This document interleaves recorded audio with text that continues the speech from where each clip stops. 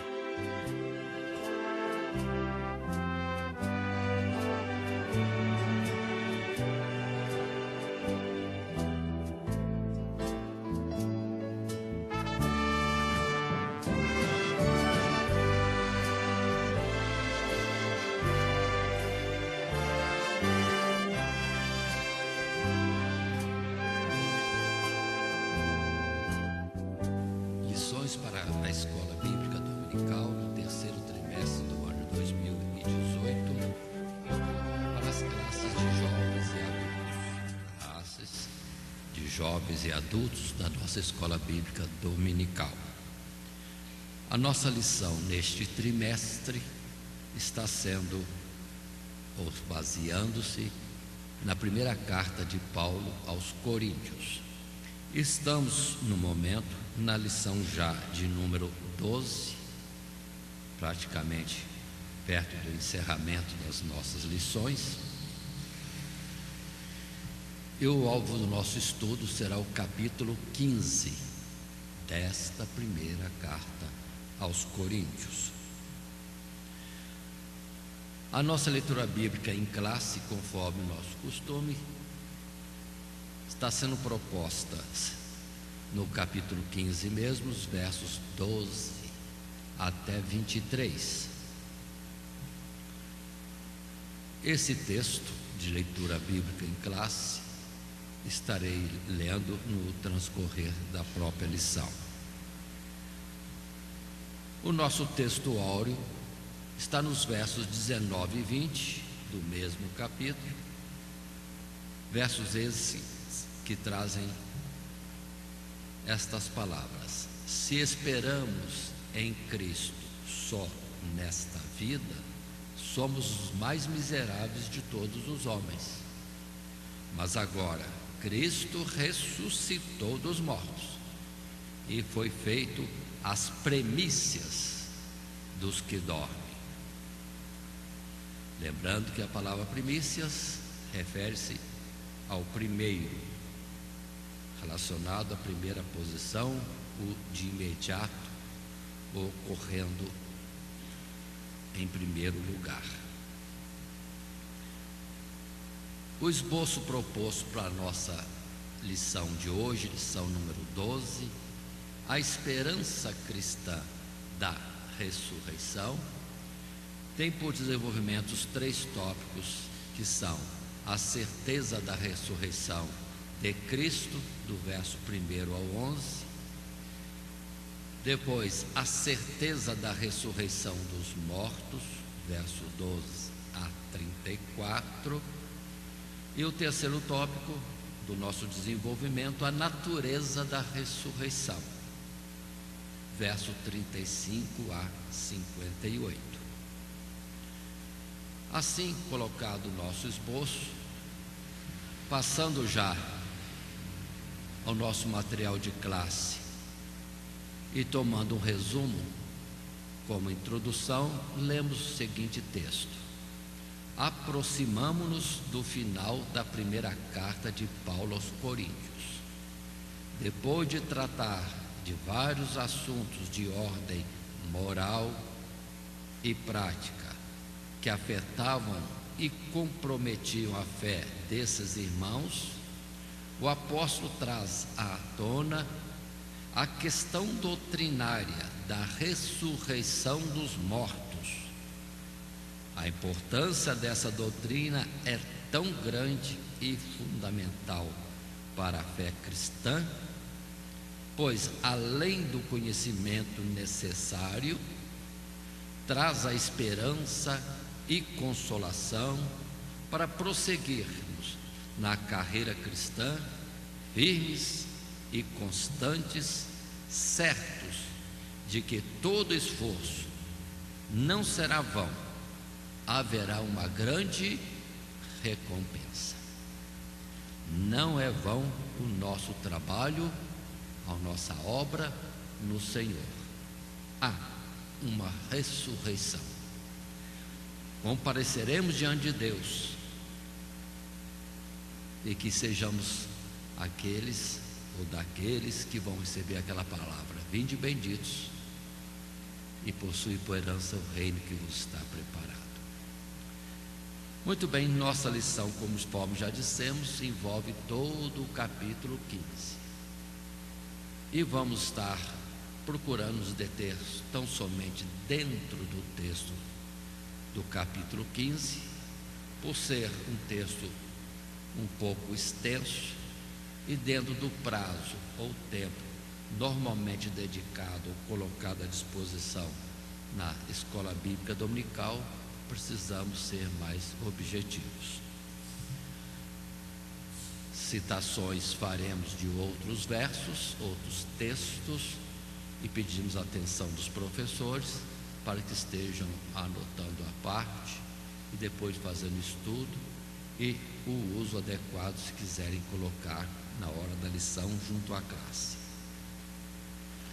Depois desse esboço assim apresentado e essa introdução, passamos já ao primeiro tópico, que é a certeza da ressurreição de Cristo. Vamos estar falando da ressurreição do Senhor Jesus. Muito bem, isso colocado, o texto que temos, texto bíblico, é do verso 1 ao verso 11, e assim fazemos a leitura. Também vos notifico, irmãos, o evangelho que já vos tenho anunciado, o qual também recebestes e no qual também permaneceis, pelo qual também sois salvos, se o retiverdes, tal como vou-lo tenho anunciado, se não é que crestes em vão. Porque primeiramente vos entreguei o que também recebi, que Cristo morreu por nossos pecados, segundo as Escrituras, e que foi sepultado, e que ressuscitou ao terceiro dia, segundo as Escrituras, e que foi visto por Cefas, Pedro, e depois pelos 12, depois foi visto uma vez por mais de 500 irmãos, dos quais vive ainda a maior parte, mas alguns já dormem também.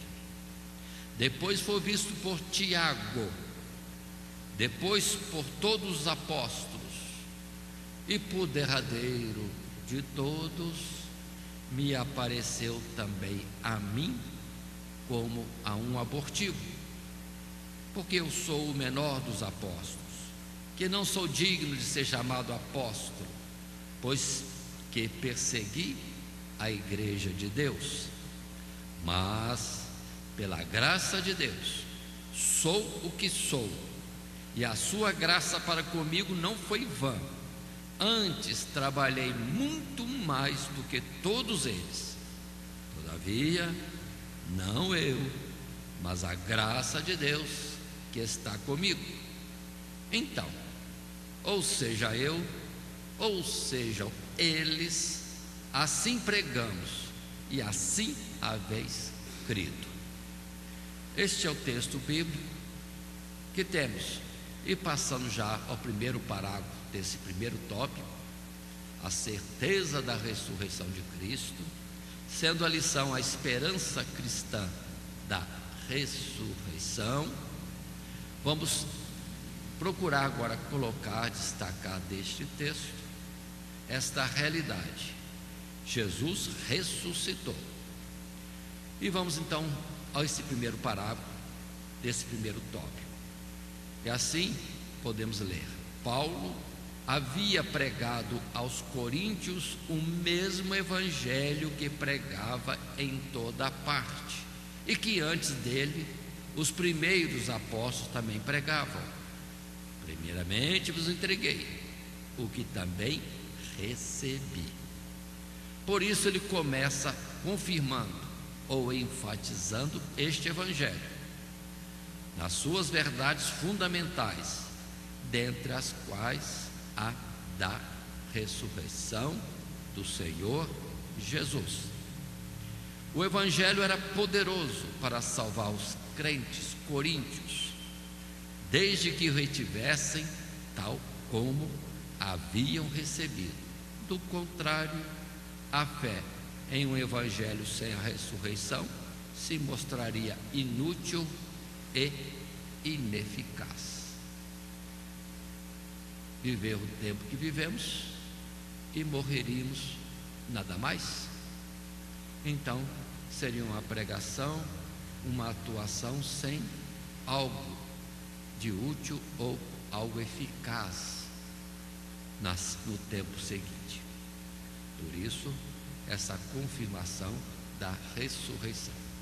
Mas destacamos nesse primeiro parágrafo este assunto. Paulo, não é a primeira vez que ele diz assim: o que recebi é isso mesmo que eu tenho ensinado. Ou seja, recebeu de outros, na sequência de um mestre e um discípulo, um ensinador e um aluno, e ele dá sequência de levar o mesmo ensino. Tanto foi essa palavra usada quanto aos destaques, a orientação quanto à ceia do Senhor Jesus, e agora falando da ressurreição de Jesus.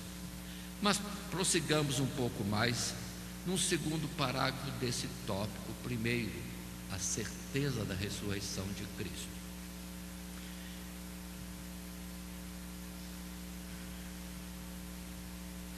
Que Cristo ressuscitou dos mortos é um fato não apenas predito pelos profetas nas Escrituras, mas cumpriu-se de tal modo que completa e dá sentido a todos os eventos anteriores.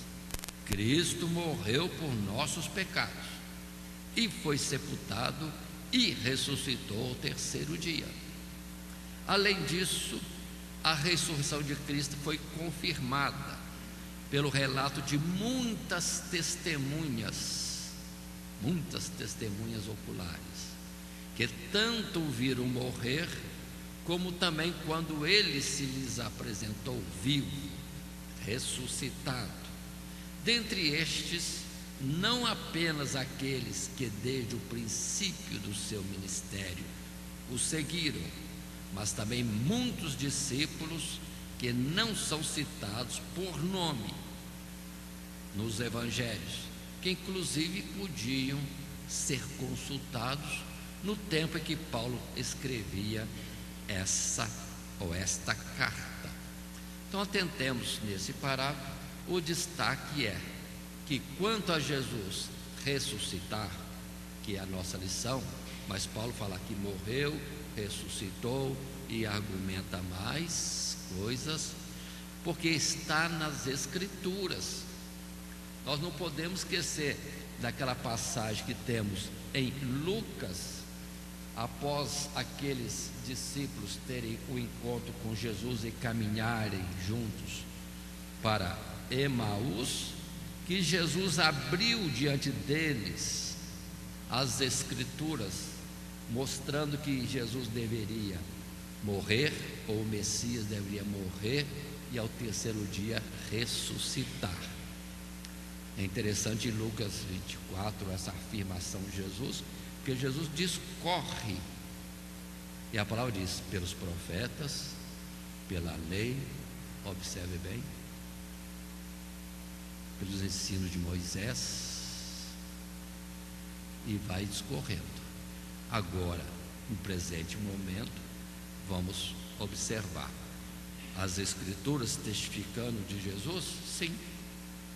Salmo 16, verso 10: não deixarás que o corpo do Senhor, ou do Messias, ele citando em profecia, experimentar a corrupção.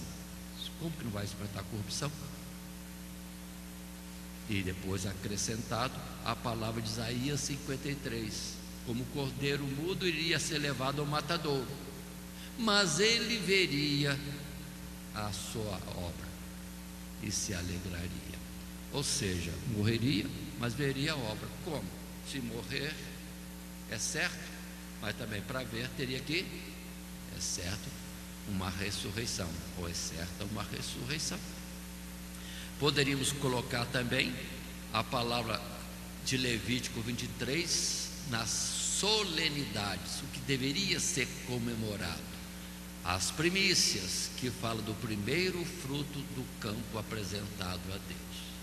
É o próprio Senhor Jesus, como fruto da lavoura, ele é o primeiro a ser apresentado a Deus após a ressurreição. Considerem essas colocações. E quantas mais poderíamos ter? Aí é o caso de nós investigarmos, porque Jesus abriu as Escrituras para os discípulos no caminho de Emaús. Então a Escritura fala constantemente, e o próprio Jesus, estando entre nós, falava continuamente para os discípulos que teria que ir a Jerusalém e que seria entregue na mão dos pecadores, e que o crucificariam, que o matariam, mas ao terceiro dia ressuscitaria. Mas eles estavam como que adormecidos e não entendendo. Mas que Jesus falou. E quando isso aconteceu, eles puderam lembrar, mas ele tinha falado. Pronto. Pelo menos para depois terem a consolação que Jesus já tinha prevenido de tudo isso. Mas além das Escrituras, a certeza da ressurreição de Jesus, nesse parágrafo segundo, é que tem muita gente que testemunha. Quantos viram Jesus? A citação aqui chega a falar de Pedro, não falou de Maria, né? Que foi uma das primeiras. Os 12, esses no caminho de Emaús, que não está citado aqui, mas está englobado nos 500 irmãos que viram o Senhor. E depois fala de Tiago, e Paulo depois diz, e por fim para mim também o Senhor apareceu. E eu ouso perguntar nesse momento, quantos já viram Jesus ressuscitado? Levante a mão aí. Ninguém viu aqui? Quantos ouviram a sua voz? Precisamos estar atentos. Nós também somos testemunhas da ressurreição de Cristo Jesus. E quantos pela invocação do nome de Jesus foram curados? Tiveram seus problemas resolvidos? Quantos? Então somos testemunhas de que Jesus ressuscitou. É o que Pedro disse naquele dia: é pela invocação do nome de Jesus que este está curado diante de vós. Pronto. Vós matastes o príncipe da vida, mas Deus o ressuscitou. Pronto. E os milagres seguiam os que criam. Então nós temos muitas testemunhas. Nós somos, não sejam tímidos em se expressar e testificar. Muito bem. E quantos receberam palavras de Deus na sua vida, e o seu viver hoje é resultado daquilo que Deus te falou? Muito bem. Então nós somos testemunhas de muitas formas. Aí não são 500 não, aí é um pouquinho mais, alguns milhões. Muito bem. Dando sequência, num parágrafo terceiro que temos também conosco, podemos acrescentar nesse mesmo tópico, a certeza da ressurreição de Cristo. Por último, embora se considerasse indigno em si mesmo de ser chamado apóstolo, ele apresenta o seu próprio testemunho da ressurreição, da visão de Cristo no caminho de Damasco. Portanto, esse era um tema conhecido por todos os cristãos e o que Paulo havia pregado aos coríntios. A esse respeito, não era diferente do que pregavam os demais apóstolos. Então, seja eu ou sejam eles, assim pregamos e assim haveis crido. Então observe bem esse particular. Paulo outra vez volta a falar de si mesmo.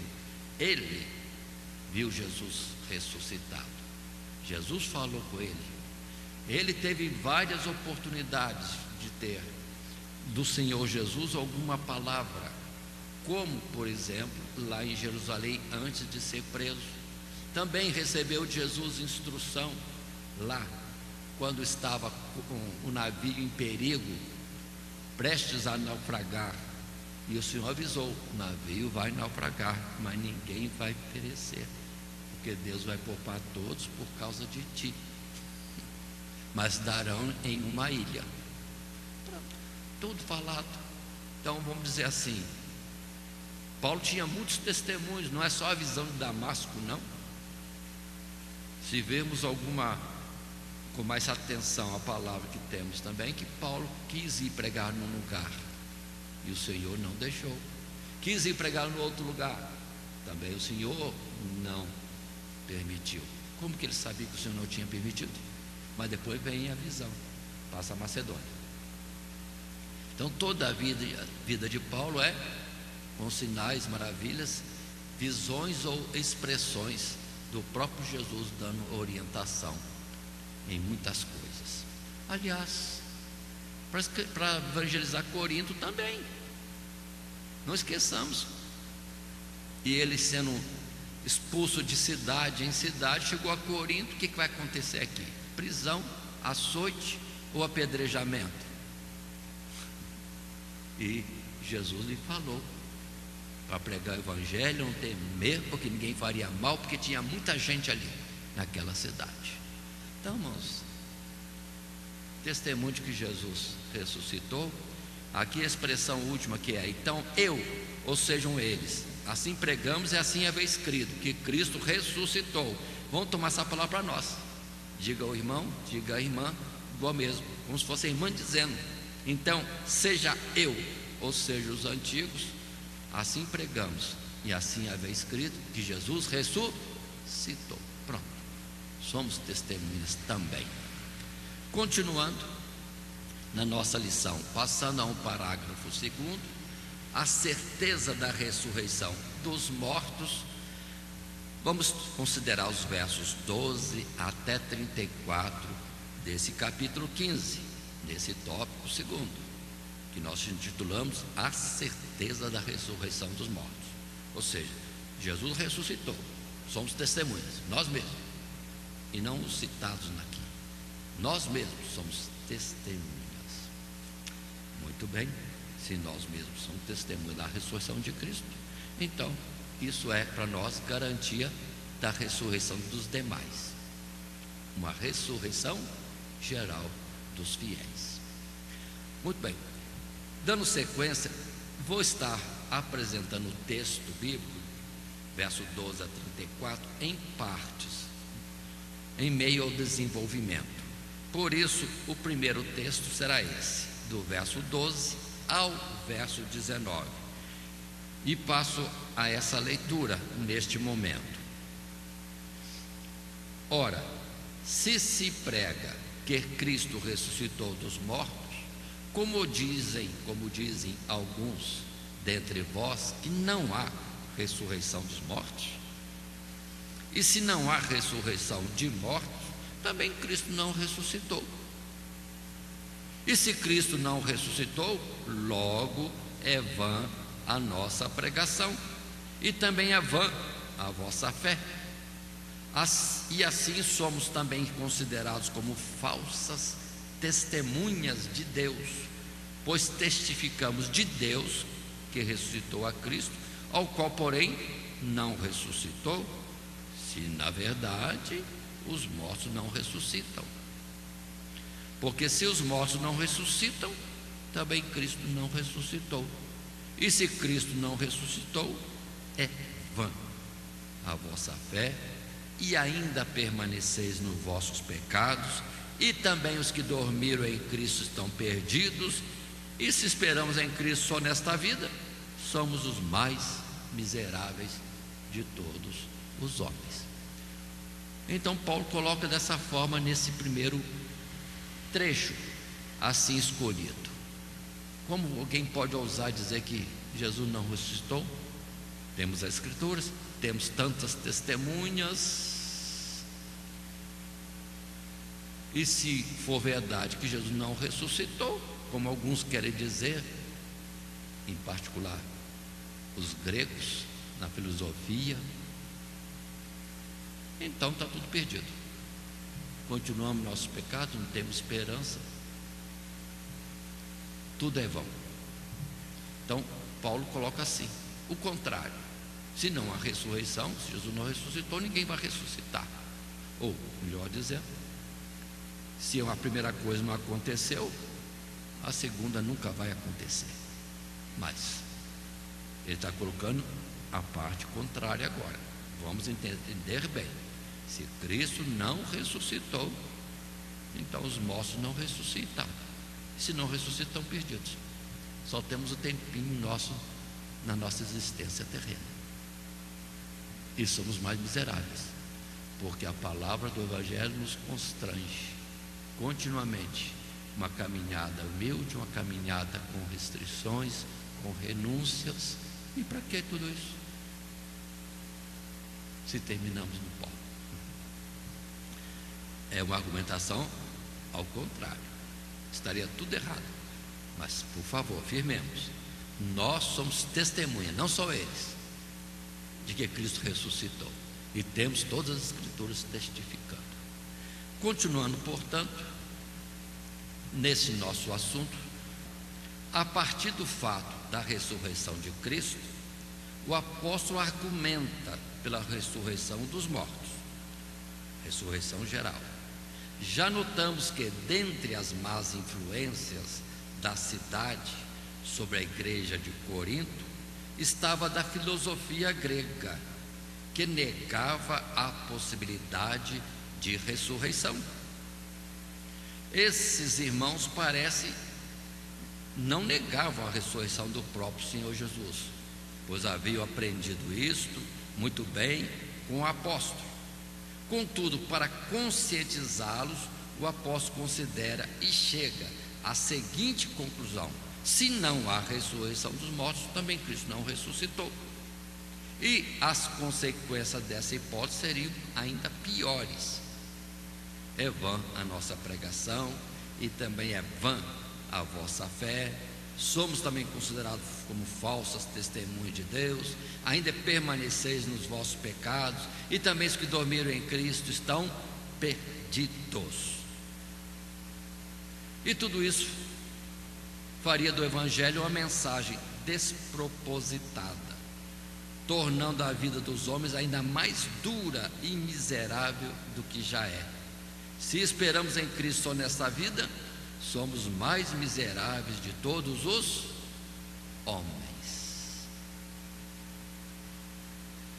Muito bem, já colocamos isso na leitura do texto, e outra vez esse parágrafo primeiro coloca as mesmas coisas. Uma observação como se pudesse ser o contrário: Jesus não ressuscitou, então ninguém vai ressuscitar. Estamos perdidos. Estamos perdidos. Agora imagine, se não houver ressurreição, então quem é que vai para o céu? Só quem tiver o privilégio de estar vivo quando Jesus voltar? Seria também uma injustiça, ao nosso ver. Deus é soberano, é Senhor de tudo. Imagine, quem morreu não ressuscita. Então, o privilégio será de estar vivo quando Jesus voltar. Esses vão, porque Jesus voltou e os leva. E os mortos, infelizmente, não ressuscitam. Observe bem como é sério. Torna o evangelho sem propósito, sem esperança, sem um futuro. Então é dessa forma que ele argumenta, usando o contrário. Continuando, agora passando no texto bíblico do verso 20 até o verso 28, leio este texto desta forma.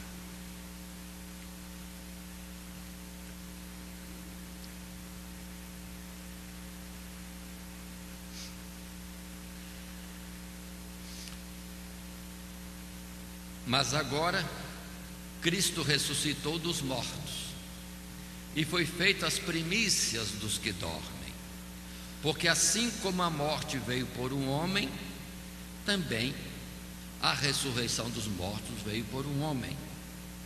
Porque assim como todos morrem em Adão, assim também todos serão vivificados em Cristo, mas cada um por sua ordem. Cristo as primícias, depois os que são de Cristo na sua vinda. Depois virá o fim, quando tiver entregado o reino a Deus, ao Pai, e quando houver aniquilado todo império e toda potestade e força, porque convém que reine até que haja posto a todos os inimigos debaixo de seus pés. Ora, o último inimigo que há de ser aniquilado é a morte, porque todas as coisas sujeitou debaixo de seus pés. Mas quando diz que todas as coisas estão sujeitas, claro está que se excetua aquele que sujeitou todas as coisas. E quando todas as coisas lhe estiverem sujeitas, então também o mesmo Filho se sujeitará àquele que todas as coisas lhe sujeitou, para que Deus seja tudo em todos. Muito bem, aí está esta colocação da palavra. Primeiro, nos versos anteriores que lemos, ele usou o contrário, imaginando que Cristo não tivesse ressuscitado, tudo perdido, tudo em vão. Mas agora ele toma de novo a posição correta: Cristo ressuscitou dos mortos. É o primeiro verso. E observando a nossa sequência nesta lição, indo para o parágrafo 2, nesse tópico ainda, a certeza da ressurreição dos mortos, ou seja, uma ressurreição geral, temos a colocação do material de classe que aqui resumimos.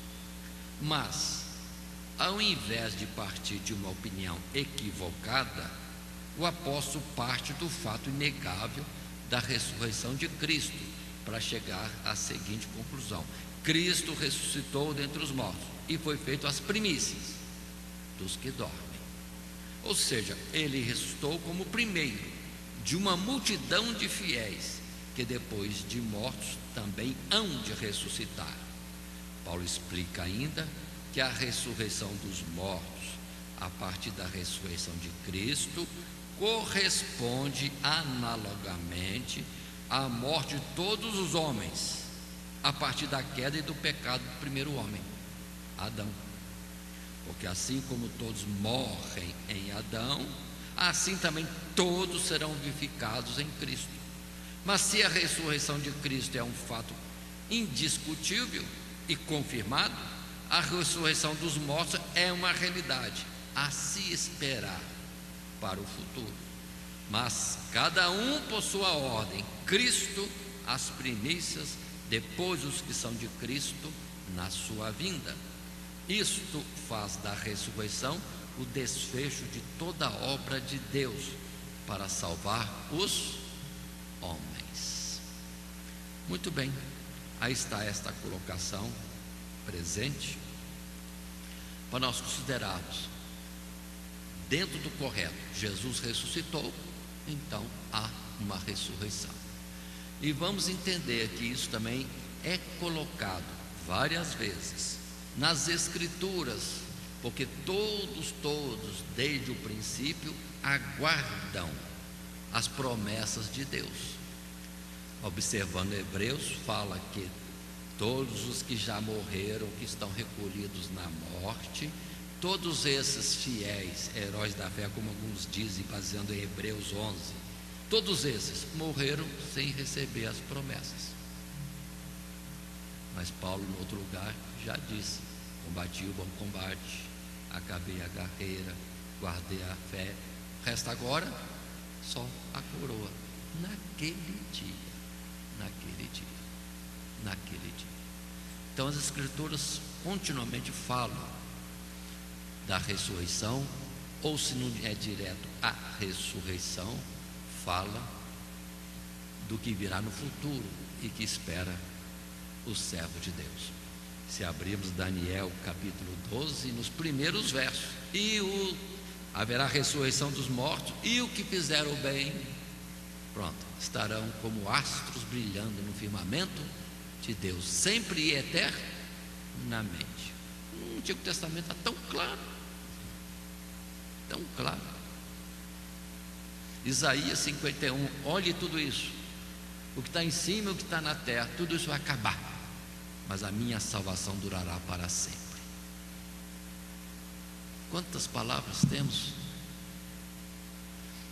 Jesus complementou: Deus não é Deus de mortos, porque aqueles que lhe foram fiéis, para ele estão vivos. Então, muitas colocações nas Sagradas Escrituras, e é de fato a nossa esperança, a nossa consolação no dia a dia nosso.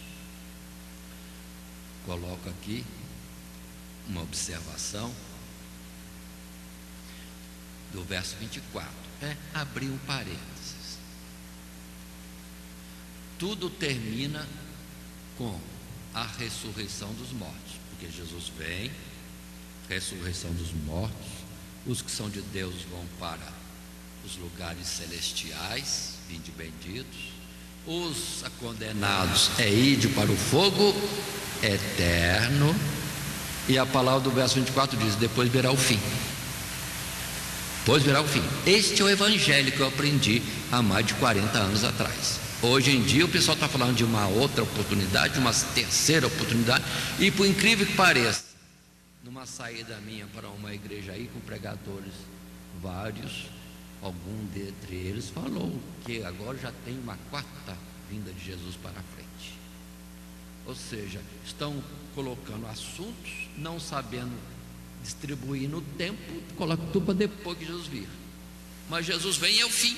Verso 24. E Jesus disse: será como Sodoma e Gomorra. Tira-se Ló, destrói o resto. A palavra é clara. No tempo de Noé, tira os que são dele, dilúvio de águas no restante. São os modelos para o dia final, fim do mundo. E os discípulos perguntaram a Jesus: que sinal há ou haverá para a tua vinda e o fim do mundo? E Jesus já falou: são esses, a vinda dele. E toda a terra lamentará quando virem Jesus vindo nas nuvens do céu. É o fim, juízo. Agora, e a grande tribulação, e o anticristo, e o milênio? Por favor, essas coisas são verdadeiras, mas não estão sabendo colocar no tempo devido, e jogam para depois. Depois não será. Depois não será, com certeza. Muito bem, mas vamos aos nossos parágrafos. No caso, o parágrafo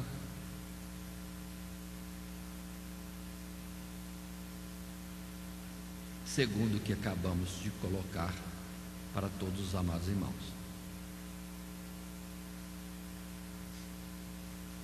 Por isso que nesse texto se diz: isso faz da ressurreição o desfecho final, encerramento de toda a obra de Deus para salvar os homens. Temos que guardar isso bem firme, irmãos, porque à medida que passa o tempo vão criando coisas novas. palavra já dizia, Paulo escreveu a Timóteo: terão os ouvidos prontos para ouvir toda a sorte de novidade, comichão nos ouvidos para ouvir coisas novas. Mas na verdade não é o que a Escritura diz. Precisamos estar atentos a tudo isso. Mas ainda nesse segundo parágrafo quero colocar, nós temos a passagem aos Romanos também que nos fala disso. Precisamos estar atentos no capítulo 5 e capítulo 6, porque essas coisas são colocadas lá. O modelo da morte é Adão, tanto que é chamado primeiro homem da terra, e depois o último Adão, que é Cristo Jesus. Um pela transgressão leva à morte, o outro pela obediência, justiça, fazer a vontade de Deus, leva à vida eterna, através da ressurreição para os que experimentarem a morte. Mas continuemos um pouquinho mais. Agora verso 29 até o verso 34, uma terceira parte desse texto, no tópico segundo, que tem por título a certeza da ressurreição dos mortos. O texto bíblico diz para nós assim: doutra maneira, que farão os que se batizam pelos mortos? Se absolutamente os mortos não ressuscitam, por que se batizam eles então pelos mortos? Porque estamos nós também a toda hora em perigo? Eu protesto que cada dia morro, gloriando-me em vós, irmãos, por Cristo Jesus nosso Senhor. Se como homem combati em Éfeso contra as bestas, que me aproveitaria isso, se os mortos não ressuscitam? Comamos e bebamos, que amanhã morreremos. Não vos enganeis, as más conversações corrompem os bons costumes.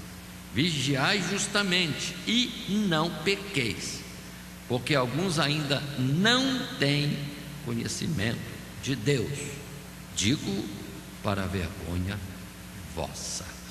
Observe que agora no final desse tópico segundo, ou no texto proposto, verso 29 até 34, ele volta um pouquinho à parte contrária, parte negativa, quando se considera a possibilidade de que não há ressurreição dos mortos. Se não há ressurreição dos mortos, por que nós somos convidados a morrermos cada dia? Essa é a explicação mais fácil e correta para a gente entender que se batizam pelos mortos. A ideia de cada dia, Paulo disse, morro, ou estou pronto a morrer a cada dia, no sentido primário de nós não fazermos a vontade da carne, mas somente aquilo que é da vontade de Deus. Não vivo mais eu, mas Cristo vive em mim.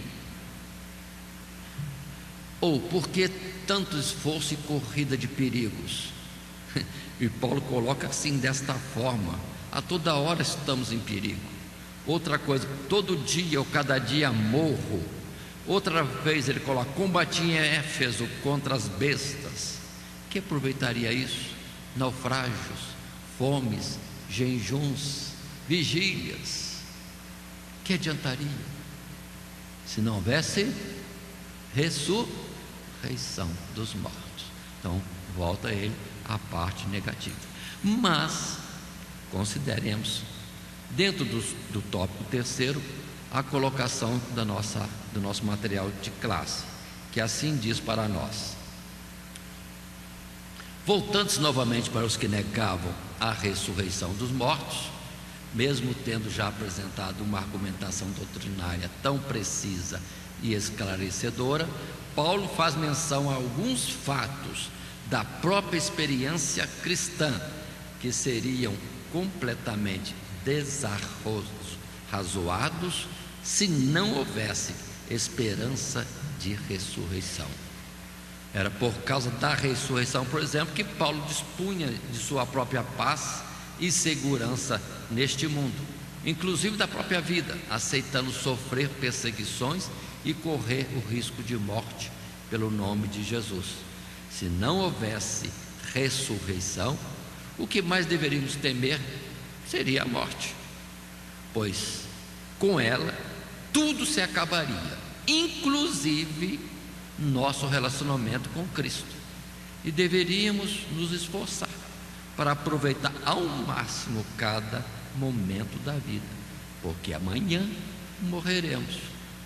Por isso que o apóstolo alerta os coríntios que não desse ouvido aos que propagavam suas próprias opiniões com respeito à ressurreição. Não vos enganeis, as más conversações corrompem os bons costumes. Observe que esse assunto é sério, que no tempo de Jesus tinha os saduceus, que era justamente um grupo religioso que falava coisas absurdas como essa, negando a ressurreição e a vida eterna. É tremendo, irmãos. Entre os judeus havia isso, e era uma seita como a dos fariseus, os saduceus, repito. Mas agora em Corinto, a filosofia grega estava atuando, porque na pregação de Paulo, a oposição maior dos gregos, ou em Atenas, foi quando ele entrou em ressurreição dos mortos. E ninguém quis ouvir mais, que já tinha isso como totalmente absurdo. Então, havia influência desse pensamento, dessa filosofia nos irmãos, na igreja. Por isso que Paulo agora reforça a repreensão, dizendo: não vos enganeis, as más conversações corrompem os bons costumes, vigiai. E ele fala até: não pequeis. Não pequeis, porque negar a ressurreição de Cristo ou a ressurreição dos justos é ser oposto à própria palavra de Deus e desanimar os irmãos no combate contra o pecado ou na luta por guardar a fé. Então é coisa séria afirmar coisa diferente, ainda mais essa de que não há ressurreição. Absurdo muito grande. Muito bem, passando em frente mais uma vez, seguindo o nosso desenvolvimento dessa lição 12, a esperança cristã da ressurreição, o tópico 3 diz a natureza da ressurreição. Agora os versos 35 a 58, versos esses que eu vou expor também, repartidos, para nós podermos conseguir alcançar todo o assunto, pontuando mais adequadamente. Assim, passando ao texto bíblico inicial, verso 35 a 41, assim fazemos a leitura do texto bíblico. Mas alguém dirá: como ressuscitarão os mortos? E com que corpo virão? Insensato, o que tu semeias não é vivificado se primeiro não morrer?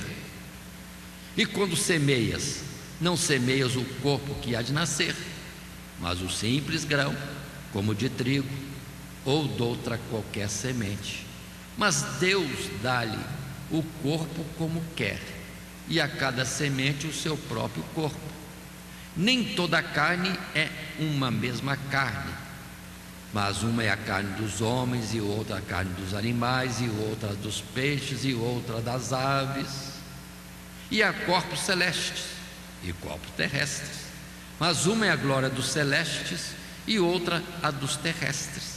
Uma é a glória do sol e outra a glória da lua, e outra a glória das estrelas, porque uma estrela difere em glória de outra estrela. Muito bem, mais um texto para nós avançarmos no nosso estudo.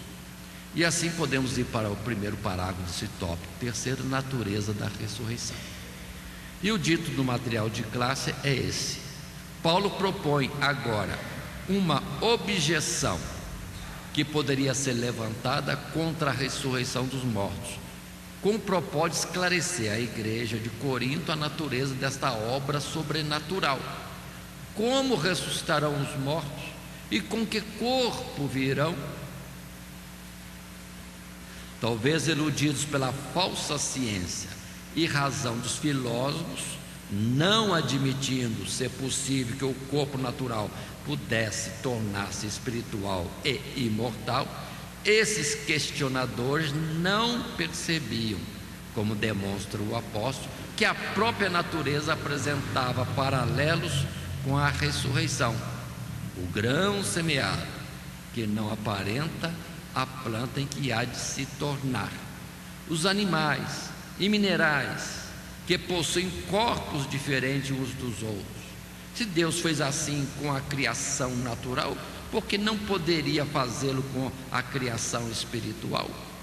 Dando aos crentes ressurretos o corpo apropriado para a glória celestial? Então consideremos bem essas colocações da Escritura e a argumentação de Paulo. Como vai ressuscitar? E ele começa a falar na simplicidade. Quando se planta um grãozinho de milho, o grãozinho de milho deteriora-se ali na terra, morre, vamos dizer nessa linguagem que Paulo usa, mas depois dá origem a uma planta totalmente diferente. Poder de Deus, num grão de milho, num grão de feijão, num grão de trigo, num grão de, vamos colocar aí, de abacate, bem considerável, redondo, mas depois sai o abacateiro, que coisa diferente, enorme. Vamos pegar um caroço de manga, meio formato eclipse, diferente da manga não, do abacate, e dá uma mangueira. Mas todo dia nós estamos vendo isso, Deus fazendo na natureza, e cada estrutura é diferente, do metal, do cristal. Pô, que diferença! Os corpos celestes, cada um é diferente do outro, em tamanho, em cores, em proporção e poder de massa. Oh meu Deus, Deus fez tudo isso equilibrado, e Ele não pode fazer um corpo para aqueles que Ele vai ressuscitar?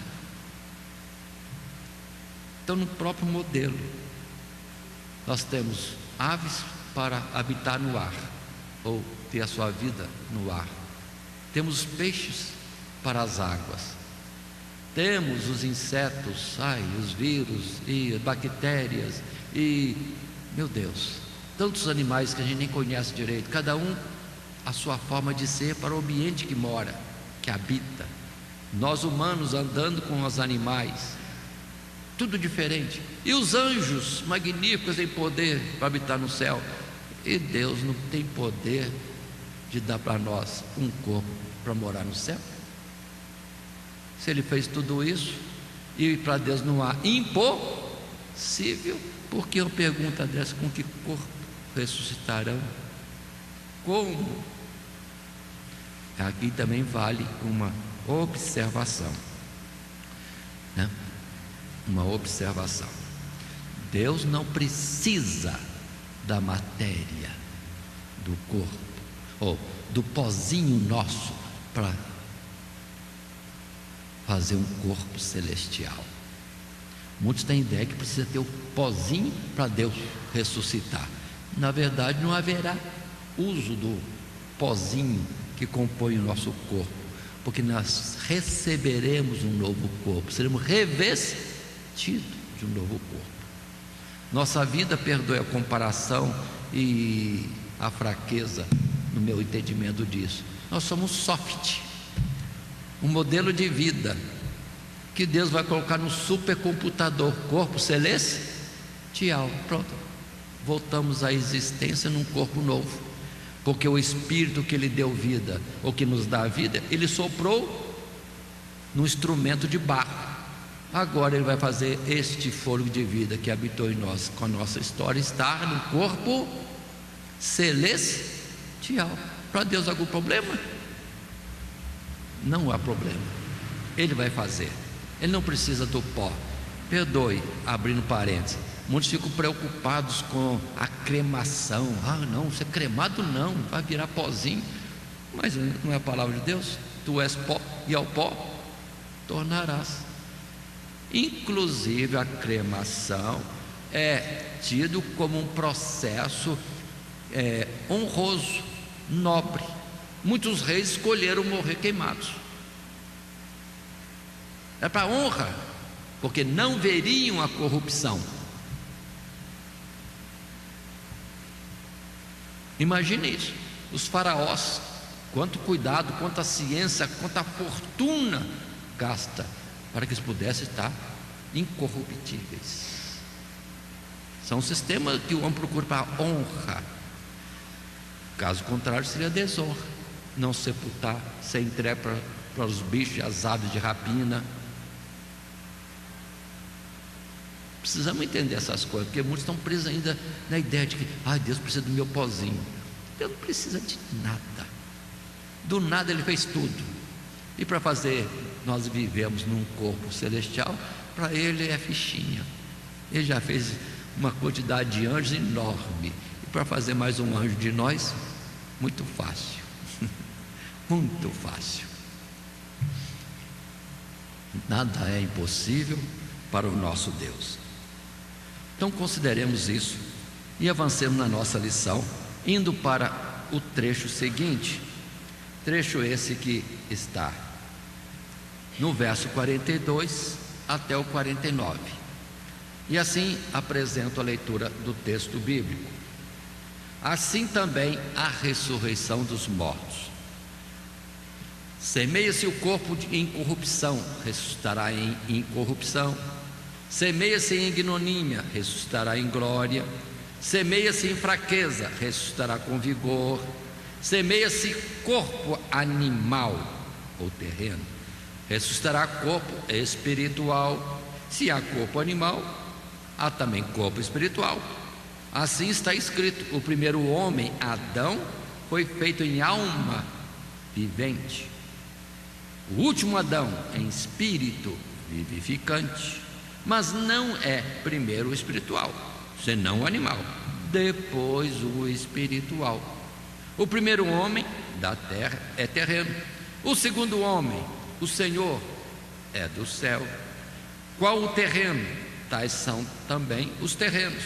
E qual o celestial? Tais também os celestiais. E assim como trouxemos a imagem do terreno, assim traremos também a imagem do celestial.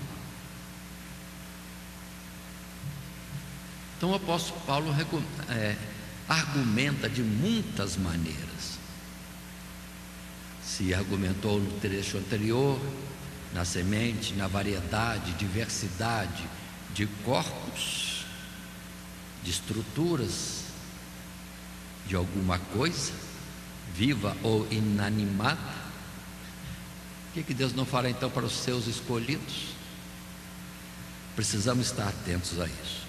Passando então agora ao parágrafo 2 nesse tópico terceiro, a natureza da ressurreição. Do material de classe podemos ler. A seguir ele explica que o corpo natural presente, à semelhança da semente a semeado na morte, difere do corpo espiritual futuro, no qual seremos ressuscitados. O primeiro caracteriza pela corrupção, que desde a queda, com a entrada do pecado no mundo, apoderou-se de toda a criação. Corrupção, ignomínia, fraqueza, são as palavras que usa para descrevê-lo. O segundo contrasta com o primeiro, pois é incorrupção, glória, vigor.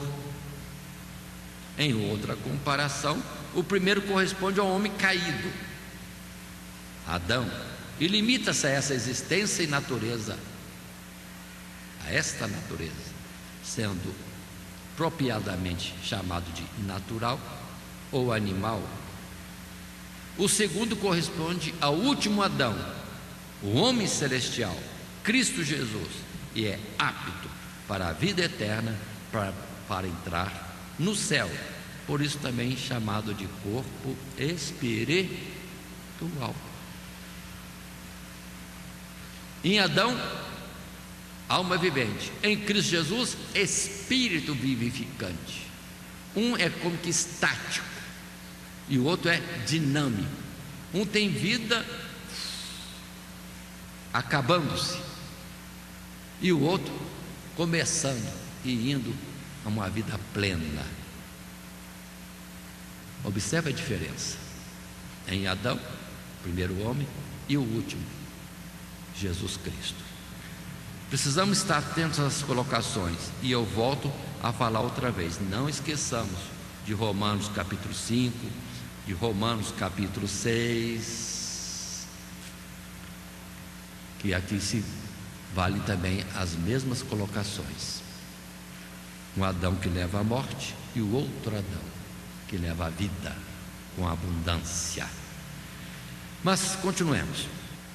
Me ocorreu agora considerar também que a vida que nós temos é uma vida carnal de nossos pais. Mas quando aceitamos Jesus, nós somos adotados por Deus como filhos de Deus. Então, em nós se tem a natureza carnal dos nossos pais, carnais. Em nós existe outra natureza, a divina, que não se vê com os olhos, e que naquele dia vai ser possível ser visto, porque será revestido de um novo corpo, uma natureza divina num corpo carnal. Depois vai só se manifestar o corpo celestial também. Precisamos lembrar, natureza divina. Temos alcançado a natureza divina, porque podemos chamar Deus de Pai, na adoção por Cristo Jesus. Mas continuemos um pouco mais, indo para um novo texto, e final, 50 a 58. E agora digo isto, irmãos, que carne e sangue não podem herdar o reino de Deus, nem a corrupção herda a incorrupção. Eis aqui vos digo um mistério: na verdade nem todos dormiremos, mas todos seremos transformados no momento, no abrir e fechar de olhos, ante a última trombeta, porque a trombeta soará e os mortos ressuscitarão incorruptíveis, e nós seremos transformados.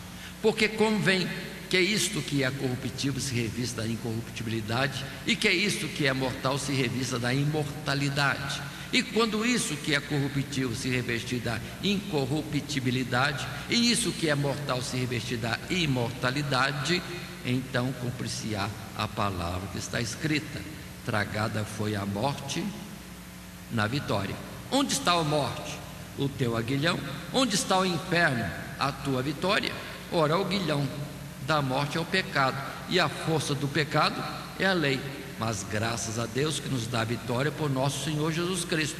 Portanto, meus amados irmãos, sede firmes e constantes, sempre abundantes na obra do Senhor, sabendo que o vosso trabalho não é vão no Senhor. Não é vão. Assim, vamos para o nosso próximo parágrafo, depois desse texto que apresentamos e que podemos estar lendo. Paulo conclui dizendo que a ressurreição é tão necessária para a transformação dos corpos, dos nossos corpos, que mesmo aqueles que estiverem vivos por ocasião da vinda do Senhor haverão de ser transformados pelo mesmo poder glorioso que ressuscitará os que estiverem dormindo em Cristo. Carne e sangue não podem herdar o reino de Deus, e nem todos dormiremos, mas todos seremos transformados. E mediante a grande consolação que essa esperança traz a todo cristão, ele termina exortando os coríntios à perseverança. À perseverança. Sede firmes e constantes e sempre abundantes, foi a expressão que ele colocou. Então observe, e ele diz nesse texto: eis que vos digo um mistério. Será que não era bem compreendido? Mas mostra a ressurreição dos mortos, o arrebatamento dos que estiverem vivos se dará no abrir e fechar de olhos. E temos um dizer por aí que vai ter uma primeira chamada, vai em oculto, depois vai ter uma segunda chamada.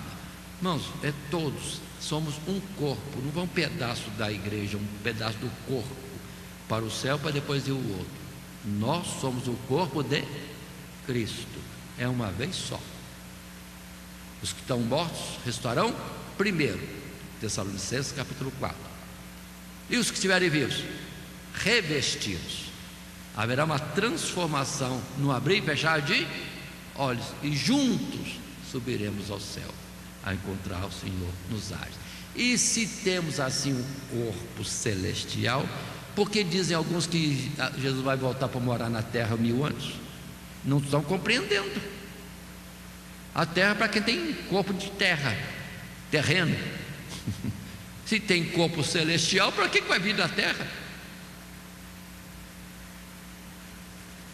É uma colocação incorreta. Incorreta. Jesus vem à transformação e vamos para o céu. Porque aqui não é lugar para habitar com o corpo celestial.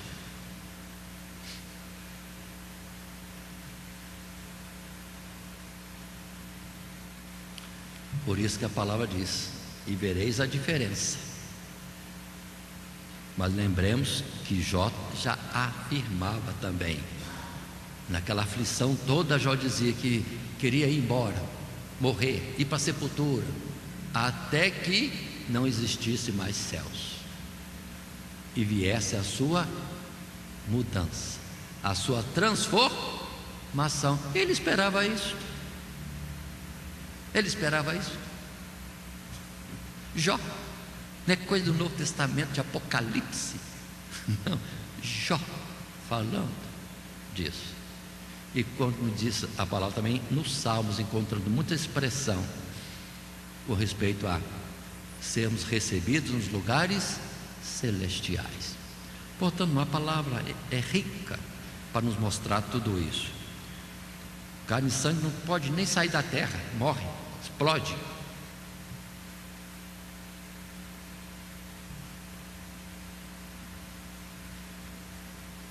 Então, para ir para o céu, tem que mudar o corpo.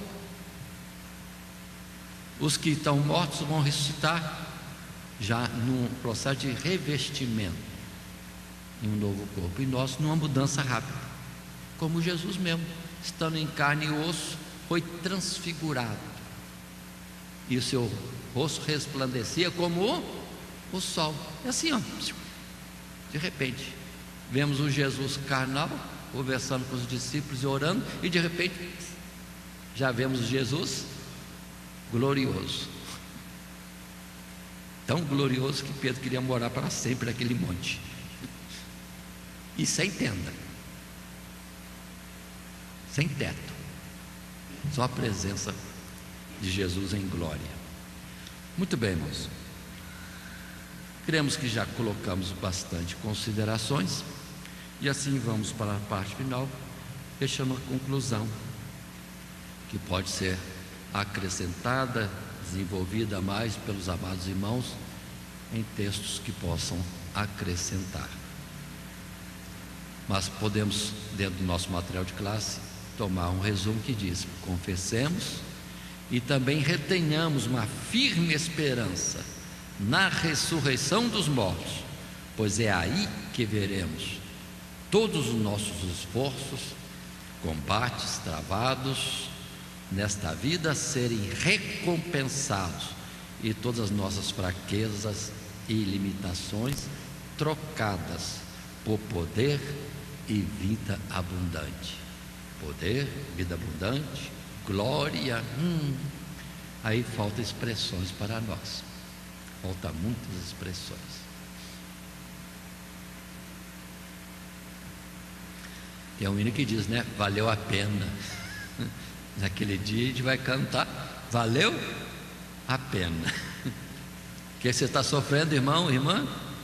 Qual é a sua luta? Qual a sua fragilidade? Pois é, suporta mais um pouquinho de tempo, que há de vir, virá, e não tardará.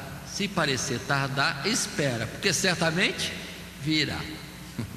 E você vai cantar o hino da vitória. Tragada foi a morte na vitória, tragada foi a morte na ressurreição do último dia, na vinda do Senhor Jesus. Portanto, irmãos, na nossa lição seguimos este esboço já apresentado, em todo o tempo, nesses 3 tópicos: a certeza da ressurreição de Cristo, a certeza da ressurreição dos mortos, de todos, e terceiro tópico, a natureza da ressurreição. E assim encerramos. Que Deus abençoe os amados irmãos, guardando a palavra do nosso texto áureo, que diz também: se esperamos em Cristo só nesta vida, somos mais miseráveis de todos os homens. Mas agora, Cristo ressuscitou dos mortos e foi feito as primícias dos que dormem. Ele primeiro, mas certamente chegará o nosso dia na vinda de Jesus. Amém. Que Deus abençoe a todos em Cristo Jesus. Todo dia, toda hora, muito mais prazer em ouvir. Radionet Grata Nova. Web Rádio, a qualidade que faz a diferença, cada vez mais necessária. Rede Grata Nova de Evangelização. Acesse nosso site www.horadadecisão.com.br. Hora da Decisão, tudo junto, sem acento.